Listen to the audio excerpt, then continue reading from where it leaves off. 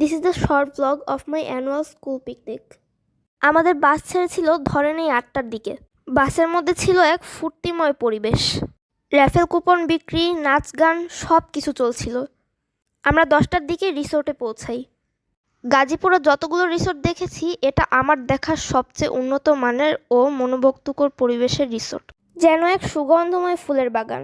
দুপুরের রোদটাও ছিল অনেক মিষ্টি। ফুটেছিল বিভিন্ন ধরন ও রঙের ফুল। আমরা শেষ পর্যন্ত কটেজে চলে যাই। আমাদের কটেজে ছিল 2টি বাথরুম, 2টি বেলকনি, 2টি বেডরুম ও একটি লবি অর্থাৎ ড্রয়িং রুম।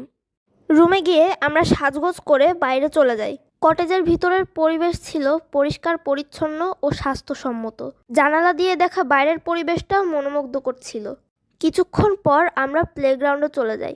প্লেগ্রাউন্ডেও ছিল কয়েকটি কাঁঠাল গাছ। স্পয়লার অ্যালার্ট, আমার এক বান্ধবী ওখান থেকে একটি কাঁঠালও পেরে এনেছিল। শেষ পর্যন্ত ওখানেই কাঁঠালটি ফেলে আসে। অনেক ফুর্তি ও খেলাধুলাও চলছিল। সামনে স্টেজে নাচও চলছিল। পরে ওখান থেকে ব্রেক নিয়ে আমরা ডাইনিং করতে চলে যাই। ডাইনিংয়ে ছিল প্রচুর লম্বা লাইন। কমপক্ষে 10 মিনিট লেগেছিল দাঁড়িয়ে থাকতে। আমাদের দেয় খাসির কাচ্চি ও চিকেন রোস্ট। খাওয়া শেষে আমরা আবারও কটেজে চলে আসি। কটেজ থেকে আমরা আবারও প্লেগ্রাউন্ডেও চলে আসি। নরম ঘাস, সেই প্রশান্তি। আমরা আবারও স্টেজে চলে আসি আর সেখানে ফ্যাশন শো ও নাটিকা চলছিল। কিছু গানও চলে ওখানে। নাচ গান ফুর্তি আমোদের পর আমাদের র্যাফেল ড্র হয়। আমার র্যাফেল নাম্বার ছিল 2323। যেই নাটিকা চলছিল সেই নাটিকার নামও অনেক হাস্যকর, জামাই স্যান্ডউইচ। অনুষ্ঠানের সর্বশেষ গান ছিল সাইয়ারা থেকে নেওয়া। প্রোগ্রামের সব মুহূর্তই জোশ ছিল।